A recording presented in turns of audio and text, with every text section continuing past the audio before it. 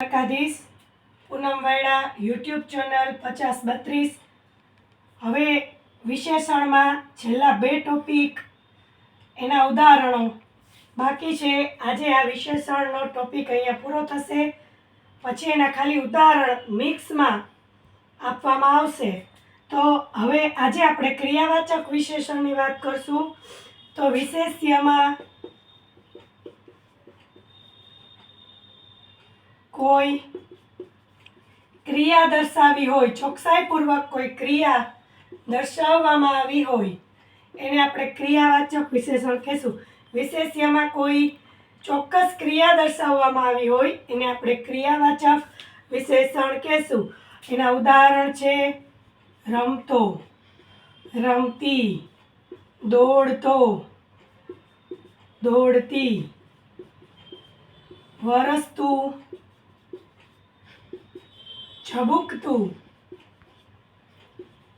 ખાતો, પીતો, હસતો, રડતી।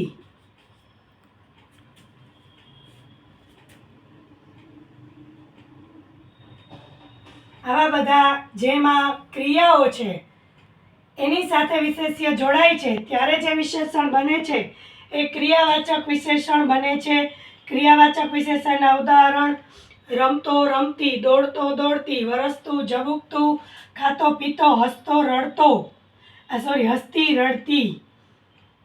આવી રીતે કોઈ ક્રિયા જ્યારે વિશેષ્યમાં દર્શાવવામાં આવી હોય ત્યારે એને ક્રિયાવાચક વિશેષણ કહે છે।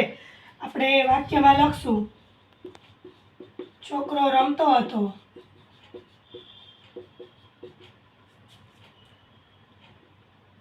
દીકરી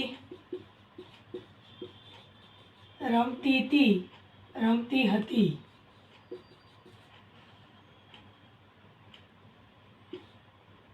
ગાય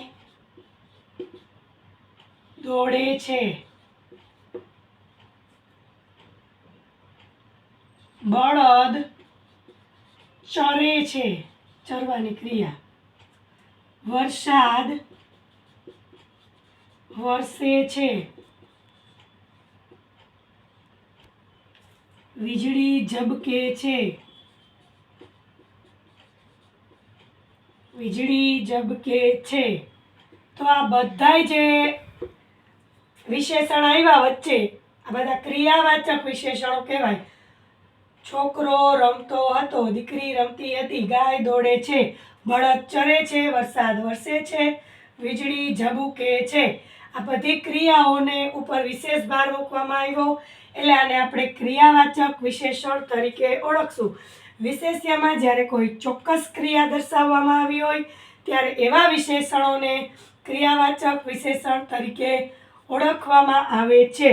હવે વાત આવી નામિક વિશેષણોની। નામિક એટલે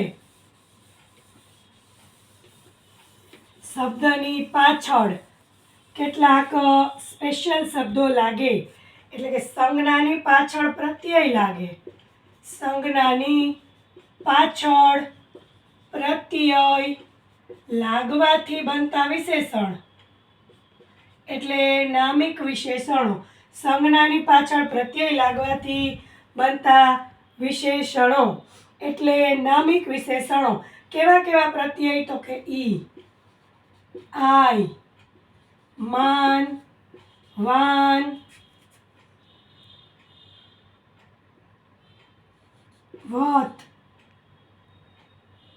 મય, આવા બધા વિશેષ પ્રત્યયો લાગે કેની પાછળ? તો કે સંજ્ઞાની પાછળ।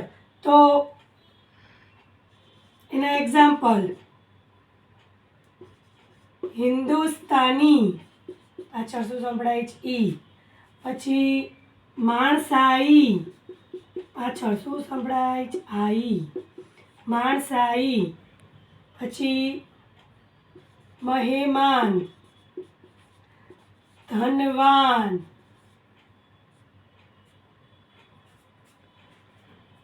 સામાજિક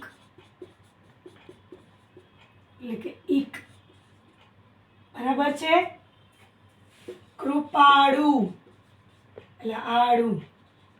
આવા જે પ્રત્યયો છે ઈ, આઈ, માન, વાન, વત, મય, ઈક, આડું, એ કેની આ પાછળ? તો કે સંજ્ઞાની પાછળ. હિન્દુ તો હિન્દુસ્તાની, માણસ તો માણસાઈ, મહેમાન, ધન તો ધનવાન, સમાજ સામાજિક, કૃપા કૃપાળુ. તો સંજ્ઞાની પાછળ પ્રત્યય લગાડવાથી બનતા વિશેષણ એટલે નામિક વિશેષણ.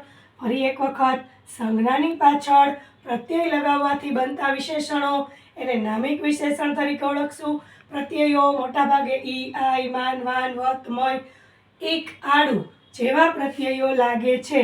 આના જેવા બીજા ઉદાહરણો એટલે કે મિક્સ ઉદાહરણ ગુણવાચકથી કરી ને નામિક વિશેષણો સુધીના મિક્સમાં ઉદાહરણો માટે નેક્સ્ટ વિડીયો મૂકવામાં આવશે.